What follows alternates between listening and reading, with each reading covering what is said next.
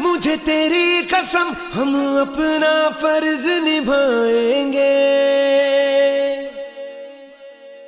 अब तलक जिए बस तेरे लिए, बस तेरे लिए मर जाएंगे। वंदे मातरम, वंदे मातरम, वंदे वंदे मातरम, वंदे मातरम, वंदे मातरम, वंदे मातरम। और रुख मोड़ दिए तूफानों के, चट्टानों को धूल बनाया है। दुश्मन हमको ना भूलेगा, उसे ऐसा सबक सिखाया है। मातरम,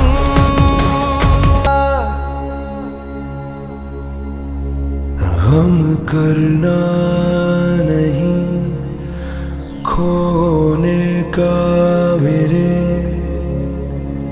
मैं सौंप रहा हूँ देश तुम्हें।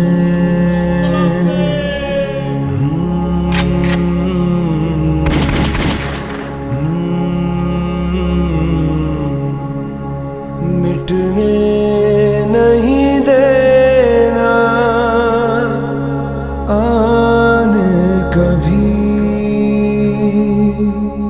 कम हो ना वतन की शान कभी।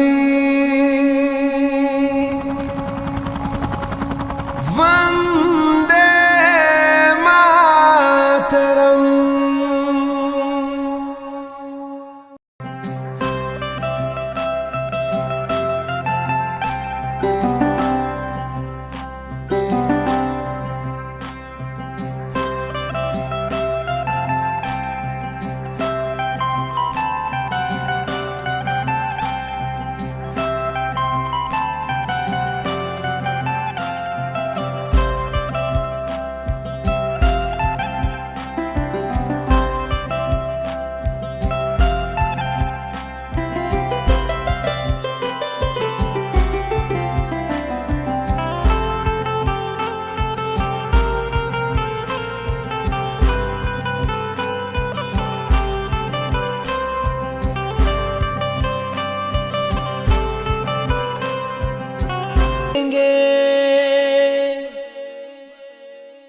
अब तलक जिए बस तेरे लिए, बस तेरे लिए मर जाएंगे। वंदे मातरम, वंदे मातरम, वंदे मातरम, वंदे मातरम, वंदे मातरम, वंदे मातरम, वंदे मातरम। चाहे आंधी चले तूफान उठे, बढ़ता ही रहे तू रुके नहीं। जब तक है फलक, जब तक है ज़मीं, मेरा दिल ये कहे तिरंगा, तिरंगा बस यूं ही लहराए तिरंगा। वंदे मातरम, वंदे मातरम, वंदे मातरम, वंदे मातरम, वंदे मातरम, वंदे मातरम। और रुख मोड़ दिए तूफानों के, चट्टानों को धूल बनाया है। दुश्मन हमको ना भूलेगा, उसे ऐसा सबक सिखाया है।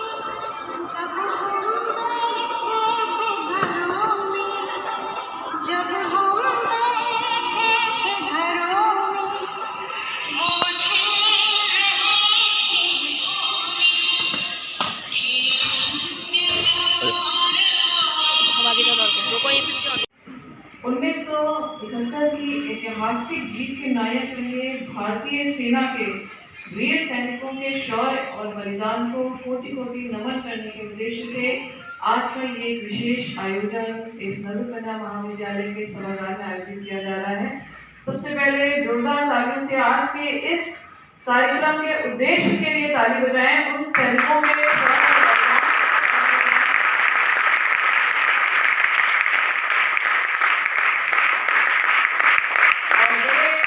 गर्व का विषय होता है जब हम इस तरह का कोई आयोजन करते हैं और हमारे बीच में फौज से ही कोई एक अतिथि के रूप में उपस्थित होता है। और हमारे लिए सम्मान का विषय है कि हमारे 19 यूपी गर्ल्स बटालियन के commanding officer colonel Deepak Kumar sir आज के इस कार्यक्रम में मुख्य अतिथि के रूप में मौजूद हैं। सर, आपका इस महाविद्यालय प्रांगण में हार्दिक स्वागत है।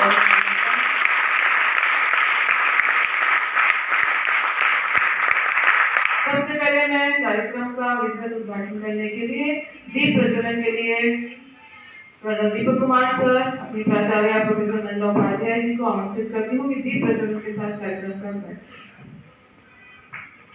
डॉक्टर संगीता कोतवाल से अनुरोध है कि सहयोग करें।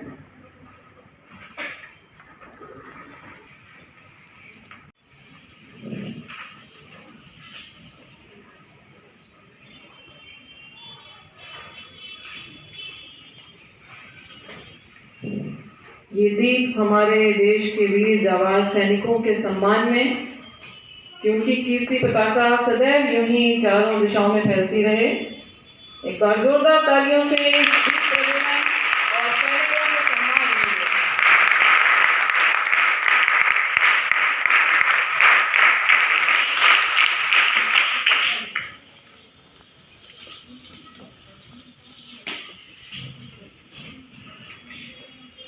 इस कार्यक्रम का स्मृति चिन्ह और साथ ही साथ एक पौध भेंट करें। सर, हम लोग गुलदस्ता नहीं भेंट करते, उसकी जगह पर्यावरण संरक्षण का प्रतीक एक पौध भेंट करते हैं और इस उद्देश्य के साथ भेंट करते हैं कि ये सदैव आपके जीवन में भी आपके जीवन को पुष्पित और पल्लवित करता रहे जैसे जैसे बढ़ता रहे। प्लीज।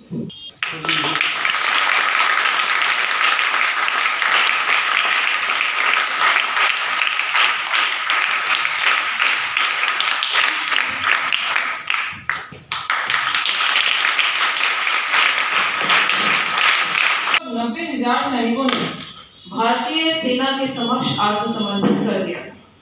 युद्ध ने पाकिस्तान के नक्शे को बदल कर रख दिया और पूर्वी पाकिस्तान से अलग होकर बांग्लादेश के रूप में हमारे सामने उपस्थित हुआ। ये विजय दिवस मां भारती के हर वीर सैनिक को समर्पित भी है और जिनके अदम्य साहस और समर्पण से आज हम सुरक्षित और गौरवान्वित महसूस करते हैं। तो मैं इसी के साथ आज के इस कार्यक्रम के क्योंकि ईश वंदना में बहुत आवश्यक है कि हम सैनिकों का सम्मान भी कर रहे हैं, साथ ही साथ हम ईश्वर से प्रार्थना करते हैं कि जो सैनिक सरहद पर हम सबकी सुरक्षा के लिए खड़े हैं वे सदैव सुरक्षित रहें और हम सबको भी इतना सद्बुद्धि और बल दें कि हम उनके उस साहस को बरकरार रख सकें। हम उनको ये एहसास करा सकें कि अगर वो सरहद पर हैं तो हम भी उनके साथ हैं, हम उनके परिवार के साथ हैं, हमारी भावनाएं उनके साथ हैं। तो एक ईश वंदना प्रस्तुत करने के लिए मैं कीर्ति मिश्रा को मंच पर आमंत्रित करूँ।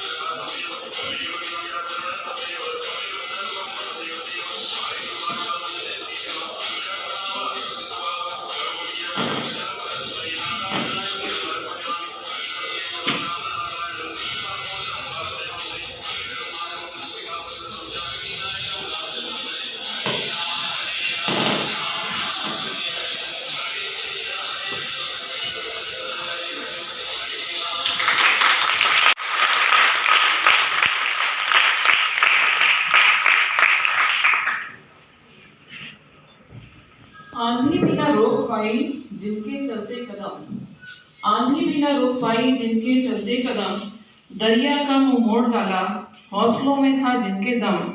जिंदगी में जो सह गए हंसते हंसते हर सितम, जिंदगी में जो सह गए हंसते हंसते हर सितम, आओ मिलकर सब करें उन शहीदों को नमन, उन शहीदों को नमन। और एक देश प्रेम से भरी कविता पाठ के लिए मैं ललिता यादव को मंच पर आमंत्रित करती हूँ। प्रथम वर्ष की कैडेट ललिता यादव।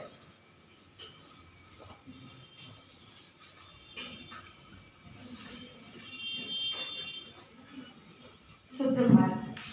मैं कैडेट ललिता यादव आज विजय दिवस के दिवस पर आप सबके समक्ष एक कविता लेकर प्रस्तुत हुई, जो कहीं तक एक सिपाही की भावनाओं को बताता है जब वो सरहद पर खड़ा होता है। मैं दुश्मन से नहीं डरता, मैं भारत का जवान हूँ। मैं दुश्मन से नहीं डरता, मैं भारत का जवान हूँ। मरुस्थल की रेत हूँ मैं, सियाचिन का आसमान हूँ। मैं झूठ की तपती रेत पे लेटकर कहता हूँ सर्दी का मौसम है। मैं दिसंबर की ठंड पीकर कहता हूँ गर्मी आज कम है। मैं बर्फ में 9 दिन दफन रहकर जिंदा निकलता हूँ। मैं बर्फ में 9 दिन दफन रहकर जिंदा निकलता हूँ। सीने सीने में अपनी सांस को टुकड़ों में भरता हूँ। मैं भारत का जवान हूँ, मैं दुश्मन से नहीं डरता। मैं इन महासागर की लहरों से कपड़े बदलता हूँ। -30 डिग्री में राइफल टांग के टहलने निकलता हूँ। आदमजात की औकात क्या, मैं कुदरत से नहीं डरता। मैं भारत का जवान हूँ, मैं दुश्मन से नहीं डरता। मेरी दिवाली में रोशनी का ख्याल तक नहीं, मेरी होली में रिश्तों का गुलाल तक नहीं। चांद हर ईद मेरी तन्हाई में इजाफा लाता है। मुझे राखी बांधने बस एक लिफाफा आता है। मेरी बीवी सिंदूर लगा के लगती कवारी है। मैंने सहूलियत का गला घोटा, जरूरत नकारी है। हाँ मैं निर्दयी हूँ, हाँ मैं निर्दयी हूँ। मैं अपने उजड़ते घर आंगन से नहीं डरता। मैं भारत का जवान हूँ, मैं दुश्मन से नहीं डरता, मगर मैं डरता हूँ। हाँ मैं डरता हूँ, मैं डरता हूँ नफरत की आग से, मजहब के चोलों से, सियासत के सांप के कातिल सपोलों से। मुझे डर है मेरी सरजमी को मेरे अपने बिगाड़ेंगे। खून की मोहरों से वो खुद को संवारेंगे। मैं मजबूर हूँ, कमजोर हूँ, कुछ कर नहीं सकता। अपनों की तरफ बंदूक लेकर बढ़ नहीं सकता। मैं बस बोल सकता हूँ, मैं बस बोल सकता हूँ। मैं बहरों की तरह गूंगा, तुम्हारे कान पर है हाथ पकड़ फिर भी मैं बोलूँगा। हजारों साल की इस सभ्यता को गौर से देखो, सोचो जरा मन से, जरा गहराई से देखो। तुम्हें क्या सच में लगता है कोई अपना बनाया है, हुआ पैदा जो इस देश में बाहर से आया है? सभी का खून है शामिल, लगी कुर्बानियां सब, सभी का खून है शामिल, लगी कुर्बानियां सबकी, कि हमने हड्डियों से जोड़ हिंदुस्तान बनाया। तुम्हें इश्क है इससे तो इसको दिल से अपनाओ। कोई पूछे अगर मजहब तो हिंदुस्तान बदलाओ। न कोई तोड़ पाएगी तुम्हें आंधी सियासत की, जुड़ो ऐसे जड़ों से की जमी के चांद कहलाओ। युवा हर शर्य प्रण ले, सड़क पर खून ना होगा। मैं सरहद पे खड़ा हूँ तुम मेरे आंगन पे बैठा, मैं सरहद पे खड़ा हूँ तुम मेरे आंगन पे बैठा। धन्यवाद।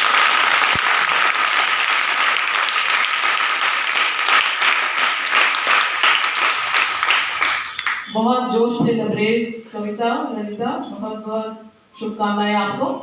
और बात बिल्कुल सही है कि हम अपने घर में आज इसलिए सुरक्षित हैं क्योंकि सरहद पर जवान खड़े। तो उन जवानों के प्रति हम सबको अपने जिम्मेदारी का निर्वहन करना ही होगा। हम सब की जिम्मेदारी क्या है, खास तौर से जब ये आज़ादी का अमृत महोत्सव मनाया जा रहा है और जो 100वां वर्ष आना है, जो हमारा अमृत काल चल रहा है, उस अमृत काल में हम सबकी जिम्मेदारियां क्या है, ये एहसास करने की बात है। यूं ही एक दिवस मना लेना, इकट्ठे हो जाना, कुछ नृत्य संगीत का कार्यक्रम कर लेना, कुछ गोष्ठी कर लेना, ये हमारा दायित्व मात्र नहीं है। दायित्व ये आयोजन इसलिए है क्योंकि आप जिस चीजों से अवगत नहीं है वो आपको जानकारी मिले। इसीलिए ये अमृत महोत्सव मनाया जा रहा है कि आप उन सारे स्वतंत्रता सेनानियों के जीवन से परिचित हो सके, उनके जीवन से कुछ सीख ले सकें। कि उन्होंने किस किस तरह से कुर्बानियां दी, उनके परिवार ने क्या क्या दर्द महसूस किया कि आज हम इतने स्वतंत्र, इतने खुशगवार मौसम में अपनी जिंदगी जी रहे हैं।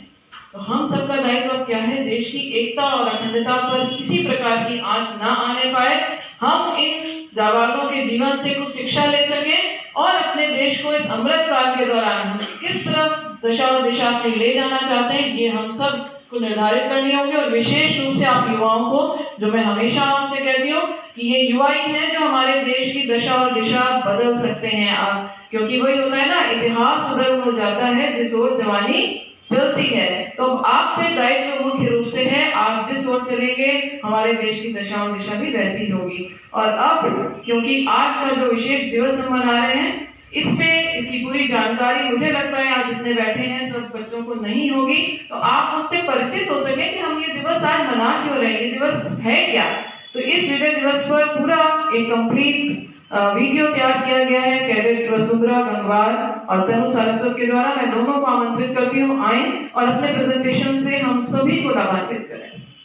एक बार जोरदार तालियों से इनका स्वागत करें।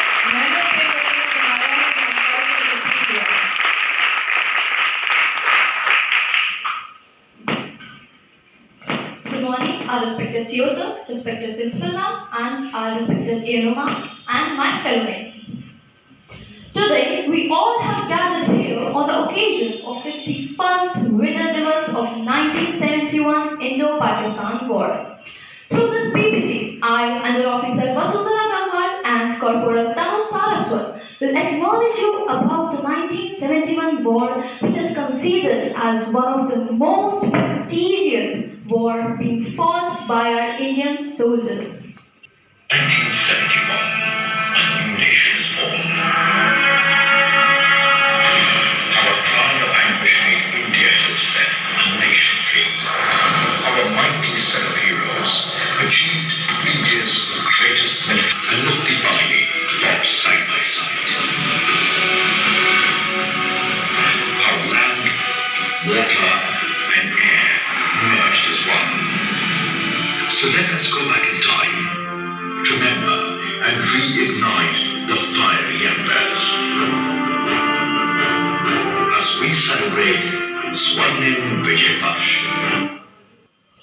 भारत और पाकिस्तान के बीच सैन्य टकराव 3 दिसंबर 1971 से 16 दिसंबर 1971 तक हुआ था। 16 दिसंबर 1971 में भारतीय सेना ने पाकिस्तानी सैनिकों को घुटनों पर लाकर उनके 93,000 सैनिकों को कब्जे में लिया और बांग्लादेश के 7.5 करोड़ लोगों को आजादी मिली। युद्ध का आरंभ पाकिस्तान द्वारा भारतीय वायुसेना के 11 स्टेशनों पर व्यक्तिपूर्व हवाई हमले से हुआ, जिसके परिणाम स्वरूप भारतीय सेना पूर्वी पाकिस्तान में रहा। आइए अब इस युद्ध के कारणों को जानते हैं। पाक सेना द्वारा पूर्वी पाकिस्तान में अपने ही लोगों का सामूहिक नरसंहार और बलात्कार, पूर्वी पाकिस्तान पर पश्चिमी पाकिस्तान का सांस्कृतिक और आर्थिक वर्चस्व, भाषा विवाद। 1948 में जिन्ना ने घोषणा की कि उर्दू आधिकारिक भाषा होगी और पूर्वी पाकिस्तान के लोगों को इसका पालन करना होगा। इसके कारण पूर्वी पाकिस्तान में व्यापक विरोध हुआ और बांग्ला को अपनी आधिकारिक भाषा के रूप में इस्तेमाल करने के लिए बंगालियों के अधिकार के लिए भाषा आंदोलन शुरू हुआ। इस आंदोलन का नेतृत्व शेख मुजीबुर रहमान ने किया था, जो कि अवामी लीग पार्टी में शामिल हो गए थे। 6 पॉइंट मूवमेंट 1966, यह पूर्वी पाकिस्तान में मुजीबुर रहमान के नेतृत्व में एक आंदोलन था जो क्षेत्र के लिए अधिक स्वायत्तता की मांग कर रहा था। उनकी 6 मांगें थीं: संघीय राज्य, रक्षा और विदेशी मामलों को छोड़कर सभी विषय, अलग मुद्रा और राजकोषीय नीति, कराधान शक्तियां, व्यापार और विदेशी मुद्रा भंडार, अलग सैन्य और नौसेना। अगरतला कॉन्स्पिरेसी केस 1968, मुजीबुर रहमान पूर्वी पाकिस्तान की स्वतंत्रता के लिए भारतीय समर्थन मांगने के लिए अगरतला गए। पाकिस्तान ने उन पर राजद्रोह और भारत के साथ साजिश रचने का आरोप लगाया। 1970 के चक्रवात भोला ने पूर्वी पाकिस्तान में बाढ़ और 3 से 5 लाख लोगों की मौत का कारण बना, लेकिन याह्या खान की सरकार ने पर्याप्त राहत नहीं दी। इससे दोनों क्षेत्रों के बीच दुश्मनी बढ़ गई। दिसंबर 1970 के आम चुनावों के बाद अवामी लीग ने असहयोग और सविनय अवज्ञा आंदोलन शुरू किया और 23 मार्च 1971 को पहली बार बांग्लादेश का झंडा फहराया गया। 25 मार्च 1971 में पाक सेना ने निहत्थे बंगालियों पर अत्याचार करने वाला स्वायत्तता आंदोलन को कुचलने के लिए ऑपरेशन सर्चलाइट चलाया। मुजीबुर रहमान को गिरफ्तार किया गया और पश्चिमी पाकिस्तान ले जाया गया। ढाका विश्वविद्यालय के कई बंगाली छात्रों और बुद्धिजीवियों पर गोलियां चलाई गईं और उन्हें गिरफ्तार किया गया। इसके परिणाम स्वरूप लाखों बांग्लादेशी भारत भाग गए। पूर्वी पाकिस्तान के लाखों शरणार्थियों ने भारत में शरण ली, मुख्य रूप से पश्चिम बंगाल, असम, मेघालय और त्रिपुरा। बंगाली सशस्त्र प्रतिरोध मुक्ति वाहिनी पाकिस्तान सेना के खिलाफ उठ खड़ी हुई और भारतीय सेना ने हथियारों और प्रशिक्षण से उनकी मदद की। पाकिस्तान के साथ अशांत संबंधों के कारण भारत का बांग्लादेश की मदद करने का एक बहुत ही महत्वपूर्ण भू राजनीतिक मकसद था। बंगाली आंदोलन की जीत का मतलब भारत के लिए एक शांतिपूर्ण पूर्वी सीमांत था और तत्कालिक कारण के रूप में शरणार्थी संकट भारत के लिए एक बहुत बड़ा आर्थिक बोझ बनता जा रहा था। भारत पाकिस्तान युद्ध का भारत के लिए महत्व। पहला, 2 मोर्चों पर युद्ध के खतरों का कम होना। पूर्वी पाकिस्तान में विद्रोह ने भारत को पाकिस्तान को विभाजित करने और भविष्य में किसी भी टकराव में 2 मोर्चों पर युद्ध करने के खतरे को खत्म करने का अवसर प्रदान किया। हालांकि 1965 में पूर्वी मोर्चा काफी हद तक निष्क्रिय रहा। इससे पर्याप्त सैन्य संसाधनों को बांध दिया जिसने पश्चिमी थिएटर में अधिक प्रभाव के लिए तैनात किया जा सकता था। दूसरा, गुटनिरपेक्षता से प्रस्थान। भारत पाकिस्तान युद्ध अगस्त 1971 में भारत सोवियत संधि पर हस्ताक्षर करने से पहले हुआ था, जिसने भारत को कूटनीतिक रूप से बढ़ावा दिया। जीत ने विदेशी राजनीति में भारत के अधिक व्यापक भूमिका को परिभाषित किया। संयुक्त राष्ट्र अमेरिका सहित दुनिया के कई देशों ने महसूस किया कि शक्ति संतुलन दक्षिण एशिया में भारत में स्थानांतरित हो गया है। India's official engagement with Pakistan. By the end of April 1971, Prime Minister Srimati Indira Gandhi had asked the Indian Army Chief General Sam Manekshaw if he was ready to go to the war with Pakistan. According to Manekshaw's own personal account, he refused, citing the onset of monsoon season in East Pakistan and also the fact that the army tanks were being refitted. He offered his resignation, which Gandhi declined. He then said he could guarantee victory. By the November 1971, an Indian-Pakistani war seemed inevitable. The Soviet Union reportedly warned Pakistan against the war, which they termed as suicidal course for Pakistan's unity. Despite this warning, in November 1971, thousands of people, led by conservative Pakistani politicians, marched in Lahore and across Pakistan, calling for Pakistan to crush India. India responded by starting a massive build-up of the Indian Army on the western borders. On the evening of 3rd December, at about 17:40 minutes, the Pakistan Air Force launched surprise preemptive strikes on 11 airfields in northwestern India, including Agra, which was 480 kilometers from the border. These preemptive strikes are also known as Operation Chengiz Khan. In the address to the nation on radio, weaknesses in the Pakistani positions and bypassed opposition. This resulted in and surrendered its entire 4-tier military to the Indian Army, hence ending the Indo-Pakistan War of 1971. Pakistan का आत्मसमर्पण। आधिकारिक तौर पर पूर्वी पाकिस्तान में तैनात पाकिस्तान पूर्वी कमान के समर्पण के दस्तावेज पर हस्ताक्षर लेफ्टिनेंट जनरल जगजीत सिंह अरोड़ा, भारतीय पूर्वी कमान के जेसीओ और lieutenant general A.A.K. Niazi, Pakistan के सेना प्रमुख ने 16 दिसंबर 1971 को 4:31 पर ढाका में रमना रेस कोर्स में साइन किया। पाकिस्तानी सेना के प्रमुख जनरल अमीर अब्दुल्ला खान नियाजी ने अपने सैनिकों के साथ ढाका में भारतीय सेना और मुक्ति बाहिनी से जुड़ी मित्र सेनाओं के सामने आत्मसमर्पण कर दिया। यह दिन बांग्लादेश में विजय दिवस के रूप में मनाया जाता है और पाकिस्तान से बांग्लादेश की औपचारिक स्वतंत्रता का प्रतीक है। युद्ध का परिणाम 16 दिसंबर 1971 को ढाका का पतन हुआ और बांग्लादेश को मुक्ति मिली। पाकिस्तान सेना ने 93,000 सैनिकों के साथ बांग्लादेश में आत्मसमर्पण किया। पाक ने अपनी आधी नौसेना और 1/4 वायुसेना खो दी। युद्ध के इतिहास में इससे पहले कभी भी इतनी बड़ी संख्या में सैनिकों ने आत्मसमर्पण नहीं किया। पश्चिमी मोर्चे पर भारतीय वायुसेना द्वारा 15,000 वर्ग किलोमीटर पाक क्षेत्र पर कब्जा हुआ। पाकिस्तान में यहया खान प्रशासन का पतन हुआ और राष्ट्रपति के रूप में जे.डी. भुट्टो ने शपथ ग्रहण की। There were many wars fought in the eastern and western front of India. Some of them are the Battle of Ataram Complex, fought between the 5 Gurkha Rifles and 31 Punjab Pak Army in eastern front. The Tangail Airdrome was an airborne operation mounted on 11 December 1971 by 2 paras in eastern front. The Battle of Basantar, 4 to 16 December 1971, was one of the vital battles fought in the western sector. The Battle of Lonjewala, 4 to 7 December 1971, was fought between assaulting Pakistani Brigade Group and the company of 23 Punjab, commanded by Major K.S. Chandpuri. Now, moving forward to the battle honors. Now, I would like to acknowledge you about the battle honors. After the war, 41 battle honors and 4 theatre honors were awarded to units of the Indian Army.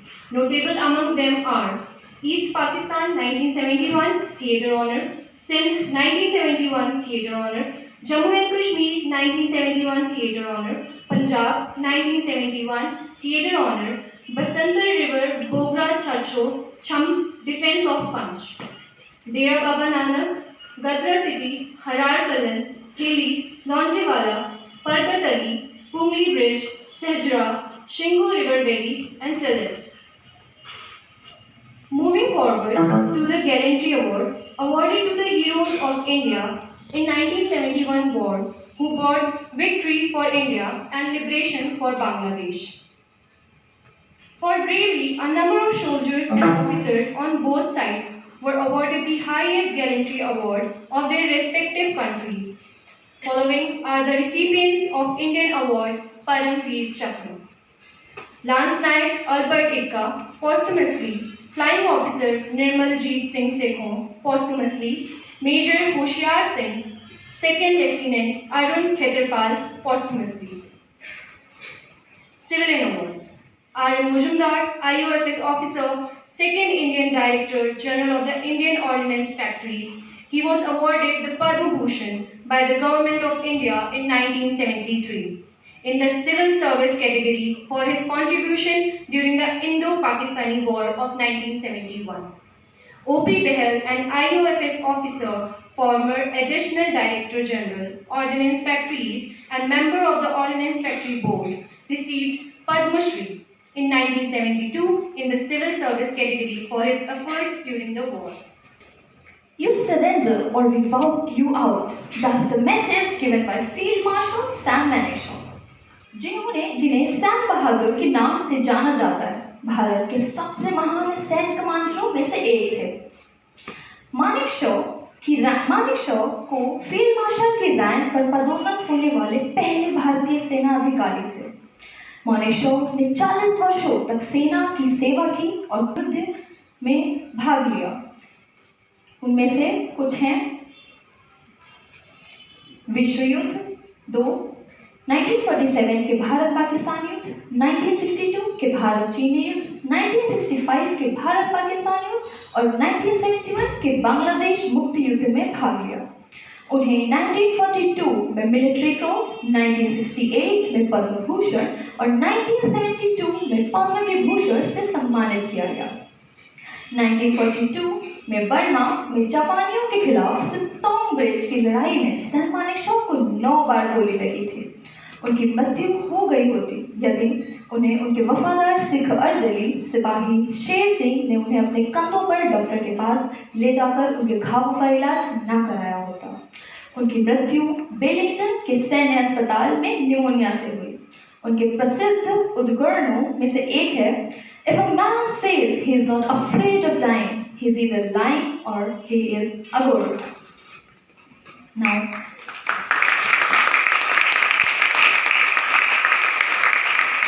Flying Officer Nirmaljeet Singh Sekhon, Paramveer Chakra.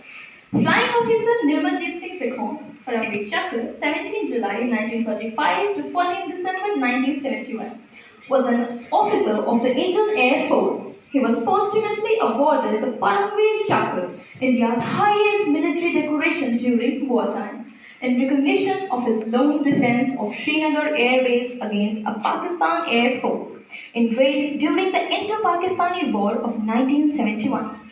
During the Indo-Pakistani War of 1971, he was serving with the number 18 Squadron, the Flying Bullets of Indian Air Force, flying the fallen Nat fighter aircraft based at Srinagar.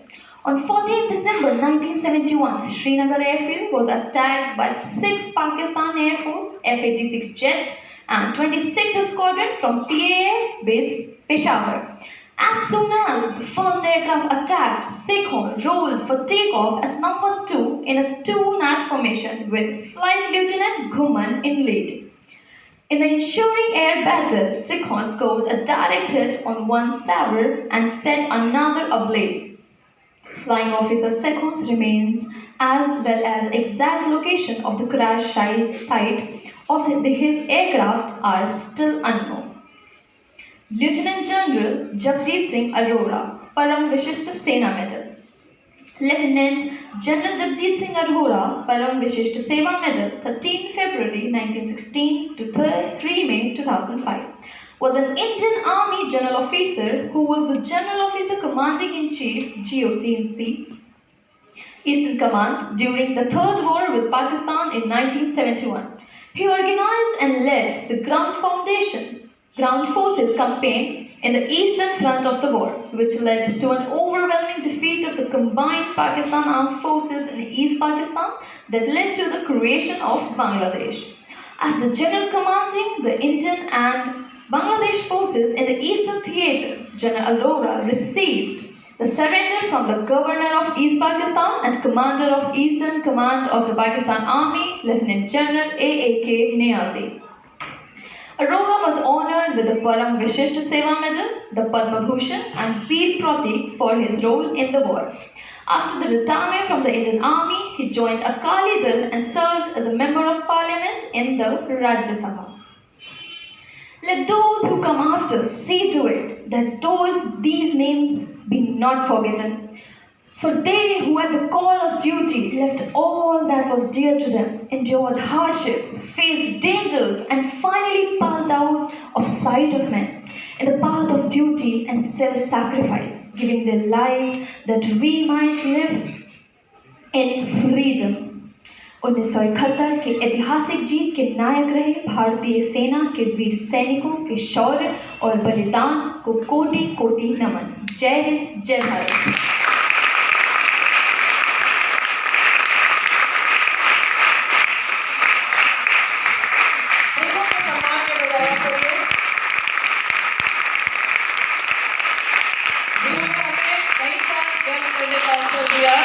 हम सबको एक सम्मानित जीवन जीने का अवसर दिया और अब मैं सीधे अपने आज के कार्यक्रम के मुख्य अतिथि कर्नल दीपक कुमार सर को इस मंच पर सम्मान के साथ आमंत्रित करती हूँ कि सर आज इस विषय पर, इस विशेष दिवस पर, और एक चीज़ और मैं यहाँ मेंशन करना चाहूँगी विशेष तौर पे कि आज के इस आयोजन की प्रेरणा स्रोत भी सभी हैं, क्योंकि जब इनसे किसी और विषय में बात हुई थी तो इन्होंने इस दिन का जिक्र किया था और ये कहा था कि ये दिन अवश्य बच्चों तक भी जाना चाहिए। हम सबको इस दिन को याद रखना है, सैनिकों के सम्मान में याद रखना है।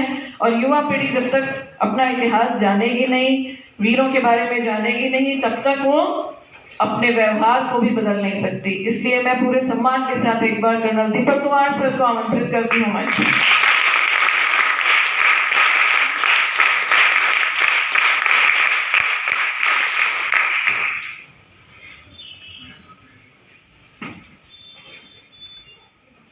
Madam principal professor Manjula Patil, madam मेनू,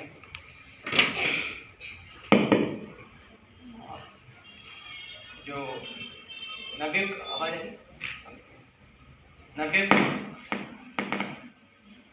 नवयुग कन्या महाविद्यालय के faculty members, 19 UP girls battalion के परेड इंस्ट्रक्टर स्टाफ और नवयुग कन्या महाविद्यालय के bright energetic NCC cadets, smartly turned out NCC cadets, ये मेरे लिए बड़े गर्व की बात है कि आज के दिन मैं आप लोगों के साथ यहाँ खड़ा हुआ हूँ। आज के दिन हमारे इतिहास में और हमारे सैन्य इतिहास में एक बहुत ही बड़ा दिन है। जैसे कि प्रेजेंटेशन में भी बताया गया आपको कि आज के दिन की वो समय था जब हमारे देश ने और हमारे भारतीय सेना ने और जो सेना को सपोर्ट कर रहे थे, चाहे वो सिविल एडमिनिस्ट्रेशन में या और असंख्य लोग और कॉमन सिटीजन जो सेना को सपोर्ट कर रहे थे, उन्होंने इतनी बहादुरी से लड़ाई लड़ी और एक नया देश हमने बना दिया। और इस चीज़ का इम्पोर्टेंस हमें आज पता लगता है जब हम देखते हैं कि रशिया और यूक्रेन में लड़ाई चल रही है, या कुछ साल पहले ईरान इराक में लड़ाई चल रही थी और काफ़ी देशों में आपस में लड़ाई चलती है, परंतु कोई भी देश इतना साहस और उस लड़ाई दिन की लड़ाई में, जिसे कहते हैं लाइटनिंग कैंपेन, लाइटनिंग होता है ना बिजली की, वहाँ पे एक कैंपेन हमने फॉलो किया और एक नया देश बना दिया। और उसका इम्पोर्टेंस है कि आज तक, जैसे ये प्रेजेंटेशन में भी हमने देखा कि आज तक कभी भी ये पॉसिबल नहीं हुआ कि हमने इतने prisoners of war, 93,000 prisoners of war, मतलब 93,000 आप देखें तो अगर उसको मिलिट्री फॉर्मेशन के हिसाब से देखें तो बहुत ही बड़ी स्ट्रेंथ होती है। लगभग 1 लाख लोगों को हमने बंदी बना दिया। ऐसा हार या ऐसा सैन्य विक्ट्री बहुत पूरे हिस्ट्री में देख लो तो शायद बहुत ही कम एग्जाम्पल होंगे जो हमने 13 दिन में लड़ा। तो ये हमारे लिए बहुत ही गर्व की बात है।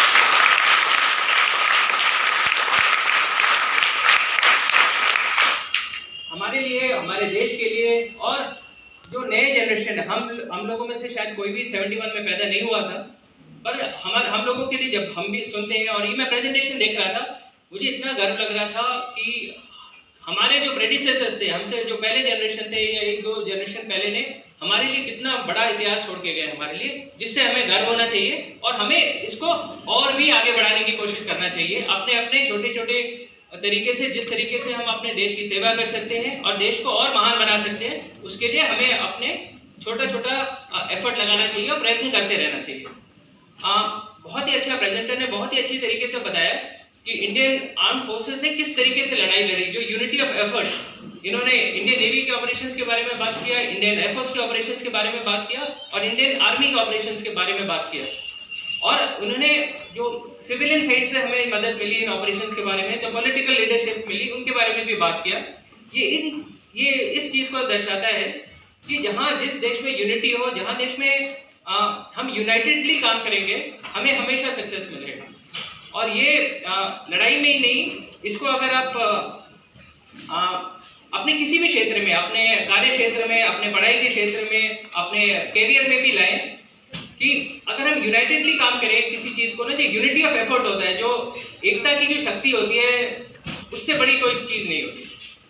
सो हम अपने ज़िंदगी में अगर आगे बढ़ना चाहते हैं तो इसको, अगर इसके लेसन 71 वॉर के लेसन हम अपनी ज़िंदगी में भी ला सकते हैं। एक और लेसन, जब मैं ये प्रेजेंटेशन देख रहा था, वो मुझे बड़ा अच्छा लगा जब वो बात की कि तैयारी के बारे में, फील्ड मार्शल सैम मानेकशॉ के बारे में बात की। उन्होंने प्राइम मिनिस्टर को मना कर दिया कि हम अप्रैल में लड़ने के लिए तैयार नहीं हैं, हम तैयारी से लड़ेंगे। तो इसको अगर आप अपने एज अ स्टूडेंट अगर आप अपने कार्य क्षेत्र में लाएं तो कोई चीज़ के सक्सेस के लिए तैयारी बहुत ज़रूरी है। आप सोचिए कि शॉर्टकट से आप किसी चीज़ को सक्सीड कर देंगे या कहीं अपने किसी एंडेवर में आप सफल हो पाएंगे, शायद नहीं हो। तो आपको किसी भी एंडेवर में, किसी भी मिशन में, किसी भी पढ़ाई में, किसी में खेलकूद में, किसी चीज़ में अगर आपको सक्सीड करना है तो तैयारी तो करनी पड़ेगी, प्रिपरेशन तैयारी करनी पड़ेगी। तो ये बहुत सारी, अगर आप इस 71 वॉर या 71 वॉर के कैंपेन ईस्टर्न फ्रंट या वेस्टर्न फ्रंट में इसके बारे में रिसर्च करें तो काफ़ी चीज़ें इसमें आपको पता लगेंगी जो हम अपनी ज़िंदगी में भी शामिल कर सकते हैं।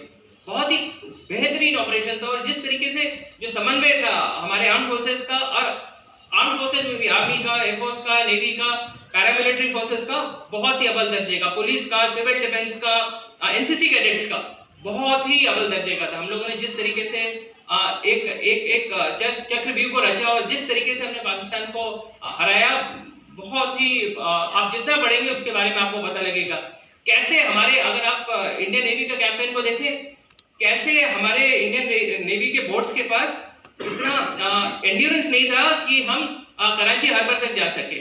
फिर हमारे प्लानर्स ने एक तरकीब निकाली कि हम वो जो बोट्स थे जिनके बारे में वो बात कर रहे थे, उनको हमने, जो रस्सी होता है ना मोटा मोटा, रस्सी से हम उसको टो करके कराची हार्बर के पास लाए, लगभग 80-90 किलोमीटर कराची हार्बर से लाए। उसके बाद उसको रिलीज किया और किस तरीके से उन्होंने कराची हार्बर, कहते हैं कराची हार्बर 1 हफ्ते तक जलता रहा और वहां से अपने मिसाइल्स अपने दागे और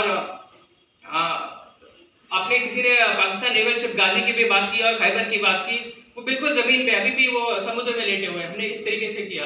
इंडियन एयरफोर्स ने जैसे ईस्टर्न फ्रंट में किया, बहुत अच्छी तरीके से इन्होंने समझाया कि एयरफोर्स, हमने बांग्लादेश या पाकिस्तान एयरफोर्स को हमने बिल्कुल खत्म ही कर दिया। हमारे एयरफोर्स ऐसे ही घूम रहे थे, घूम के स्काईज पे, क्योंकि हमने बिल्कुल तबाह कर दिया। इंडियन आर्मी के बारे में बात की। अब देखो कहाँ पर राजस्थान, पंजाब, JNK का बॉर्डर है और कहाँ इस तरफ बांग्लादेश का बॉर्डर है। हम 2 बॉर्डर्स पे, इतनी दूर दूर बॉर्डर्स पे हम लड़ रहे थे। बहुत ही बड़ी बात है सभी चीज को कोऑर्डिनेट करना और ये सब करना। आज के दिन में आप देखो रशिया यूक्रेन के बारे में, जो आप लोग एनसीसी के स्टूडेंट्स में पढ़ते होंगे, इतनी सी छोटी सी जगह में रशिया जैसा बड़ा देश अच्छी से नहीं लड़ पा रहे और हम कम से कम 2 फ्रंट पे लड़ रहे थे जो 2-2.5 किलोमीटर है। तो इसके लिए प्लानिंग की बहुत जरूरत है, कोऑर्डिनेशन की बहुत जरूरत है। और मैं चाहता हूँ आप लोग भी अपने रोज की जीवन शैली में, रोज की एज ए स्टूडेंट, इन सारी चीज़ों को आप इसको लाने का या इसको अमल करने का कोशिश करें तो आप लोग अच्छी तरीके से सक्सीड करेंगे। और मैम थैंक यू, आप लोगों ने मुझे यहाँ आने का मौका दिया और इतने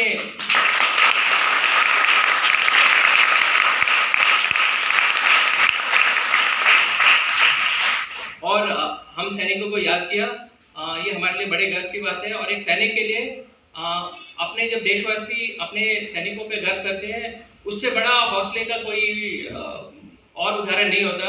मुझे याद है जब हम कारगिल की भी लड़ाई लड़ रहे थे और मैं तब यहाँ छुट्टियों में आया था, लखनऊ में ही आया था, मैं बुला लिया गया था वापस कारगिल में जाने के लिए। और जब मैं रेलवे स्टेशन पहुंचा था और लोगों को पता लगा था जिस तरीके से लोग हमें सम्मान कर रहे थे, जिस तरीके से लोग हमें हमारा जोश बढ़ा रहे थे, उससे बड़ा सुखदायक और उससे बड़ी कोई चीज़ नहीं होती एक सैनिक के लिए। तो थैंक यू मैम, आप लोगों ने इसको प्लान किया और हमारे सैनिकों को याद किया और उन पीढ़ी के सैनिकों को याद किया जो हमें काफ़ी सबक, जिनसे हमें सीखने को मिलता है और आप बच्चों को भी उनसे काफ़ी सबक सीखने को मिलता है। एंड अंत में मैं यही बोलना चाहूँगा कि हम let's dedicate ourselves to make India very great, even greater. And जैसे मैडम ने बताया, डॉक्टर सोडी मैम ने, कि अमृतकाल का समय है, अगले 25 साल हमारे देश के लिए बहुत ही इम्पोर्टेंट है और उस 25 साल को जो लीड करने वाले आप हैं, ये जो आप पीछे बैठे हैं, यही हमारे देश के फ्यूचर लीडर्स हैं और यही देश, आप ही लोग हमारे देश को और बड़ा करेंगे और ऊंचा करेंगे और हम बहुत ही जल्दी एक सुपर पावर, एक वर्ल्ड पावर बनेंगे और तब लोग हमें बहुत ही सम्मान से देखेंगे। सो इन शब्दों के साथ मैं अपने स्पीच को विराम देता हूँ। Thank you so much.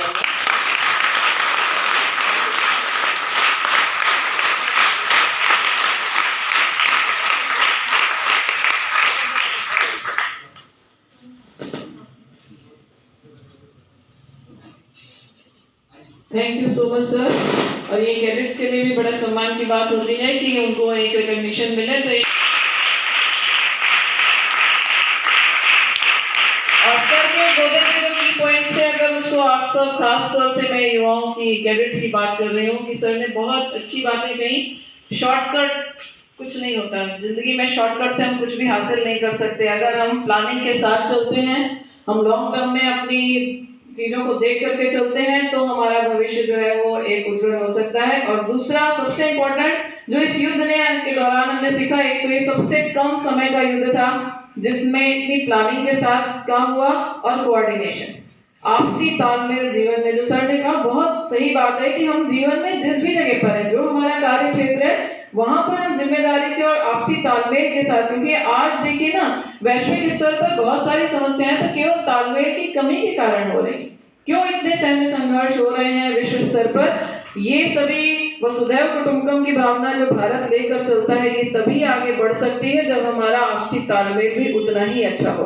तो इसको अगर जीवन का मंत्र बना लेंगे, तो सर आज आपको बहुत अच्छे मंत्र बहुत शॉर्ट और प्रिसाइज रूप में देके गए हैं, तो जीवन में बहुत कुछ हासिल कर सकते हैं और भारत का नाम, जैसे उन्होंने कहा, बहुत आगे रोशन कर सकते हैं। और अब मैं बिना किसी देरी के अपनी प्राचार्य प्रोफेसर मंजुला उपाध्याय जी को मंच पर आमंत्रित करती हूँ अपना उत्तर देंगे।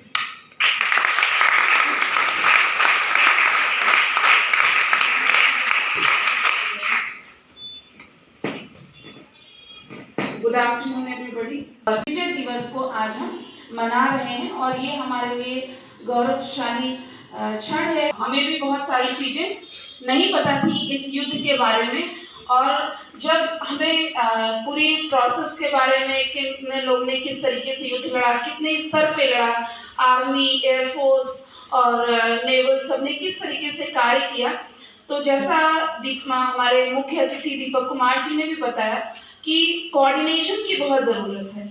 तो जैसे आपका ये संस्थान है, यहाँ पर भी कोऑर्डिनेशन की बहुत ज़रूरत है, और ये हमारे लिए सौभाग्य की बात है। आप कह रहे थे हमारे मुख्य अतिथि कि हमने उन्हें बुलाकर, मतलब वो ऑब्लाइज्ड फील कर रहे थे, पर वी आर ऑब्लाइज्ड कि आप हमारे मध्य हैं और आपके साथी जो हैं हमारे साथ हैं, क्योंकि ये हमारा कर्तव्य भी है कि हम भारतीय सेना जो हमारी रक्षा कर रही है, उनके प्रति अपना सम्मान व्यक्त करने के लिए समय समय पर इस तरीके के आयोजन करें। और एनसीसी जो है एक तरीके से ये हमें प्लेटफॉर्म देता है कि एनसीसी के माध्यम से हम ये कार्यक्रम करते हैं, क्योंकि हमारी जो एनसीसी की छात्राएं हैं बहुत अनुशासित और व्यवस्थित होती हैं और कार्यक्रम को बहुत ही सुचारू रूप से पूरा कन्वेन कर ले जाती हैं। और उनकी जो मार्गदर्शक हैं, जो हमारे कॉलेज की शिक्षिका हैं, और मेजर मनमीत कौर सोढ़ी जी, जिनके मार्गदर्शन में छात्राएं इतने अच्छे से कार्य कर रही हैं। बहुत शॉर्ट नोटिस पे इन्होंने पूरा प्रोग्राम प्लान किया, आप लोग से कोऑर्डिनेट किया, और हर एक चीज़ को इतने सुव्यवस्थित तरीके से आप। युद्ध में कभी हार कभी जीत होती है, और अगर हम वैश्विक स्तर पर देखें तो कोई भी युद्ध नहीं चाहता है। आज रशिया और यूक्रेन का भी जो युद्ध चल रहा है, तो भारत भी कोई इसमें एक स्टैंड नहीं दे रहा है, क्योंकि भारत नॉर्मली युद्ध को अवॉइड करता है, पर अगर ज़रूरत पड़ेगी तो हम कायर नहीं हैं। मतलब युद्ध को अवॉइड करने का मतलब कतई नहीं होता है कि कायर है, क्योंकि युद्ध में दोनों ही तरफ के जवान शहीद होते हैं, हमारे असेट्स जो हैं वो डिस्ट्रॉय होते हैं, चाहे वो हम ह्यूमन एसेट्स की बात करें जो हमारे सैनिक हैं, जो हमारे ऑफिसर्स हैं, और चाहे हम फिजिकल एसेट्स की बात करें जो हमारे संसाधन हैं, वो डिस्ट्रॉय होते हैं। तो इसलिए युद्ध को अवॉइड करना पड़ता है। पर जब युद्ध होता है और जब हम उससे विजयी होते हैं, तो वो वाकई में हमारे लिए गौरवशाली क्षण होता है, और उसी को आज हम सेलिब्रेट कर रहे हैं। और हर साल इस सेलिब्रेट कर एक तरीके से हम जो शहीद हुए हैं उनके प्रति हम श्रद्धांजलि अर्पित करते हैं और गर्व भी महसूस करते हैं, और जो जीवित हैं उनको भी अच्छा लगता है कि उनके काम को याद किया जा रहा है, और हम उनको हर साल सम्मानित करें। इस तरीके के कार्यक्रमों से उन पता चलेगा कि हाँ उनके लिए कोई आयोजन हो रहा है, तो जो आगे प्रेजेंट में हमारे सैनिक हैं उनके अंदर भी उत्साह बढ़ता है। जैसे दीपक कुमार जी ने कहा कि जब वो कारगिल के युद्ध से आए तो वहाँ पे जो इनको रिस्पॉन्स बना रहे हैं, तो आज़ादी के पहले से लेके आज़ादी के बाद के 75 वर्ष और आगे आने वाले 25 साल यानी जो अमृत काल है, उसमें हमें किस तरीके से क्या विजन लेके चलना है, क्या हमारे संकल्प होने चाहिए, क्या स्वप्न होने चाहिए और उन स्वप्नों को पूरा करने के लिए क्या साधन हमें अपनाने चाहिए। इसमें सभी प्रकार की चीज़ें, चाहे वो व्यक्तित्व निर्माण की हो, चाहे हमारे जो पूर्व सैनिक हैं, चाहे पूर्व हमारे जो स्वतंत्रता संग्राम सेनानी हैं, उनको याद करें हम और उनकी हिस्ट्री जाने, तो जिससे कि हमें भी उनसे प्रेरणा मिले। इसलिए ऐसा ये अमृत महोत्सव भी मनाया जा रहा है और अमृत काल में हम प्रवेश करते हुए तरह तरह के सेमिनार, सिंपोजियम, संगोष्ठी ऐसा हो रही है, जिससे आप जो जैसा दीपक कुमार जी ने कहा कि आप ही हैं, आप ही को हमें बताना है, क्योंकि आगे आने वाली जनरेशन आप ही हैं जो चेंज ला सकती हैं हमारे देश में, सोसाइटी में, और हमें गर्व करने का मौका आप सभी देंगे। और इसी आशा के साथ मैं सलाम करती हूँ जो भी हमारे सैनिक हैं और जो सैन्य उससे दीपक कुमार जी हमारे मुख्य अतिथि के रूप में आए, आपका हृदय से धन्यवाद। और जो आपको अकम्पनी कर रहे हैं उनका भी मैं सबका नाम नहीं जानती, पर आपको भी हृदय से धन्यवाद कि आप हमारे बीच आए और हमारी छात्राओं का, हमारी शिक्षिकाओं का उत्साहवर्धन किया और हमारे कॉलेज नवीन कन्या महाविद्यालय को गौरवशाली होने का क्षण प्रदान किया। धन्यवाद। भारत माता की, भारत माता की, वंदे वंदे।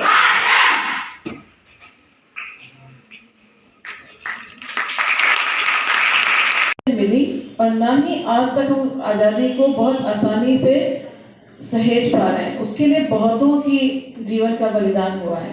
तो ये बात हमेशा याद रखनी है, कुछ भी बहुत आसानी से ना मिला है ना हम उसको संभाल पा रहे हैं, तो संभालने की जिम्मेदारी सबको लेनी ही होगी। देश की एकता और अखंडता तभी कायम रह सकती है। और अब कार्यक्रम की समाप्ति की ओर है। मैं आप आज पहली बार हमारे इस प्रांगण में आए हैं, आपका बहुत बहुत धन्यवाद कि आपने बहुत शॉर्ट नोटिस पे पहले तो हमें इस कार्यक्रम के लिए प्रेरित किया और फिर आप बहुत शॉर्ट नोटिस पे, आजकल सर छुट्टी पर भी हैं लेकिन फिर भी हमारे कार्यक्रम के लिए आए, इसलिए एक बार जोरदार तालियां मिलती हैं। और साथ ही साथ एसएन सर और विश्वनाथ जैन हमारे प्राचार्य जी का हमेशा ही एनसीसी की गतिविधियों में विशेष रूप से मुझे लगता है उनकी रुचि भी काफ़ी है, क्योंकि जहाँ यंग और एनर्जेटिक फोर्स देखता है वहाँ स्वाभाविक रूप से थोड़ा लगाव मुझे लगता है ज़्यादा हो ही जाता है। तो आपका भी बहुत बहुत धन्यवाद कि हमेशा सहयोग मिलता रहा और बच्चे अच्छा करते हैं। और हमारा पूरा आप किसी भी कार्यक्रम की शोभा होते हैं, आप बैठते हैं तो छात्राओं का भी उत्साहवर्धन होता है, उनका हौसला बढ़ता है, वो उत्साहित होती है कि हमारी टीचर्स, हमारी प्रवक्ताएं हमें अप्रिशिएट कर रही हैं। आप लोगों ने समय दिया, बहुत बहुत धन्यवाद। और last but not the least, आप सब, अगर आप सब जो आपको सिखाया जाता है, आपको बताने की कोशिश की जाती है, अच्छा लगता है, कुछ बहुत करते हैं, कुछ थोड़ा करते हैं, कुछ थोड़ा धीमी गति से चलते हैं, लेकिन चलते हैं, तो अपनी अपनी रफ्तार, जो आपकी पिछली रफ्तार है उससे थोड़ी आगे बढ़ाएं, तो आप यहाँ तक भी पहुँच जाएंगे। आपने देखा ना, यहाँ पर बच्चे यहाँ वहाँ जब फर्स्ट ईयर में आते हो आप बिल्कुल रॉ होते हो, बिल्कुल कुछ भी नहीं जानते, उसके बाद धीरे धीरे आगे बढ़ते हो। जितना ज़्यादा एक्टिविटीज़ में आप पार्टिसिपेट करोगे उतना ज़्यादा आपका जो है वो क्या कॉन्फिडेंस भी बढ़ेगा, आत्मविश्वास बढ़ेगा। और फिर जब आप 3 साल बाद यहाँ से निकलोगे ना, तो खुद भी और आप महसूस करोगे अंदर, और आपके पेरेंट्स भी बात महसूस करेंगे कि बच्ची भेजी तो बड़ी सच्चाई सी थी और निकली है तो आत्मविश्वास से भरी हुई। तो हम वही चाहते हैं कि ये यहाँ से लीडर्स निकले, फॉलोअर्स नहीं निकले। जो बच्चा यहाँ से निकले वो जिंदगी के जिस भी कार्य क्षेत्र में जाए वहाँ पर कमांड करता है। कार्यक्रम का समापन होगा। मैं सभी से अनुरोध करती हूँ कि अपने स्थान पर खड़े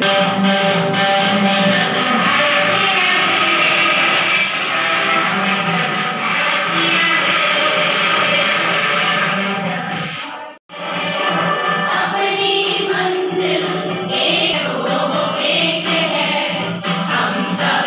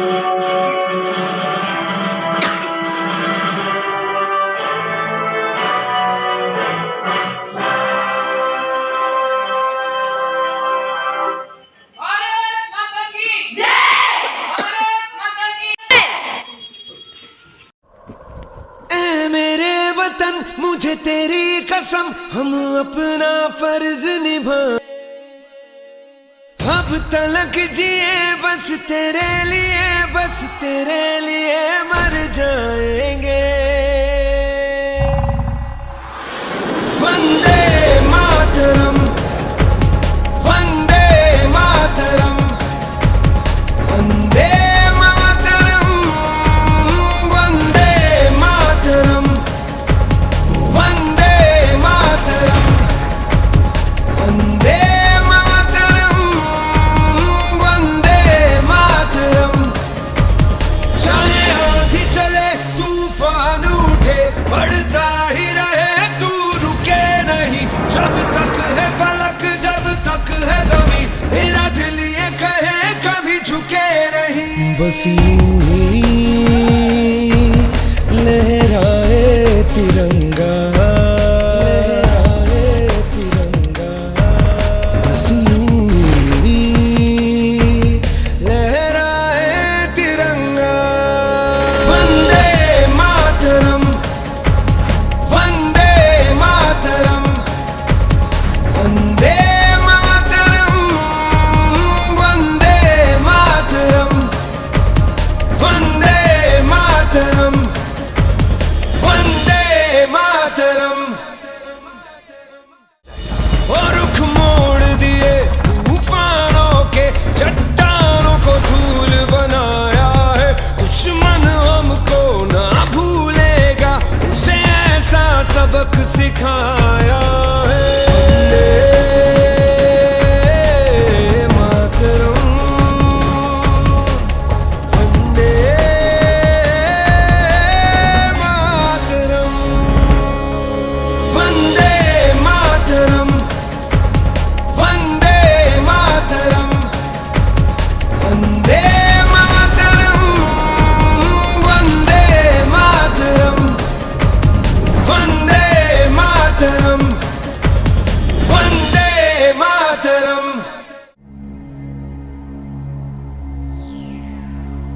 जीवन जो मिला था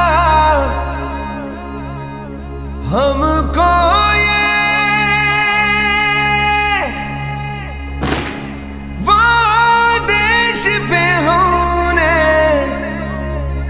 वार दिया था, अपनी मिट्टी का वो हमने आज उतार दिया।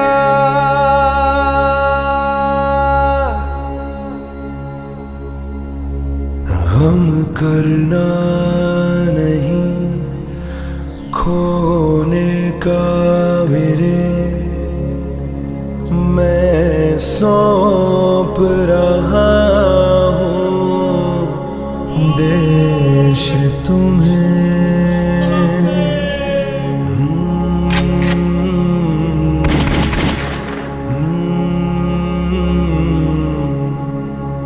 मिटने नहीं देना आने कभी, कम हो ना वतन की शान कभी। वंदे मातरम।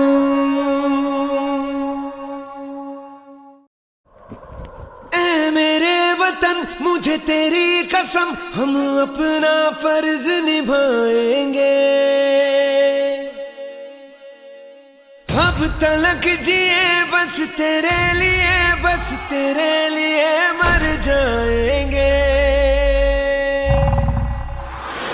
वंदे मातरम, वंदे मातरम, वंदे मातरम, वंदे मातरम, वंदे मातरम, वंदे मातरम, वंदे मातरम।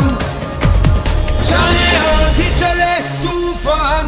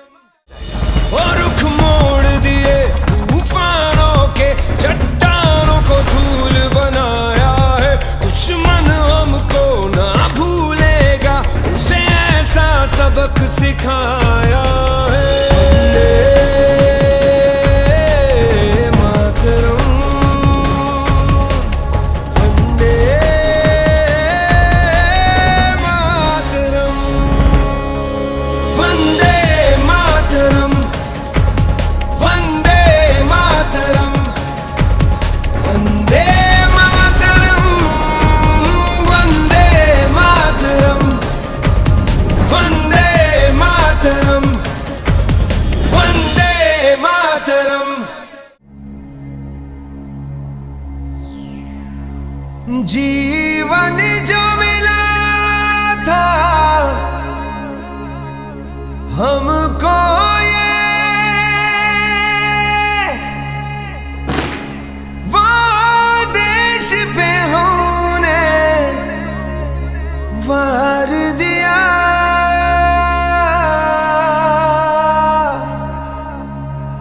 जो कर्ज था अपनी मिट्टी का वो हमने आज उतार दिया।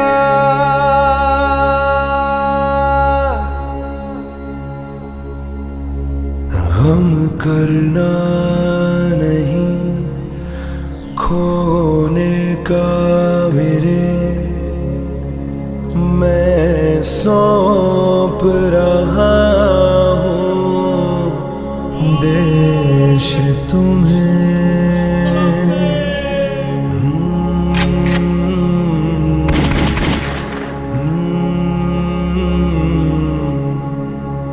मिटने नहीं देना आने कभी कम हो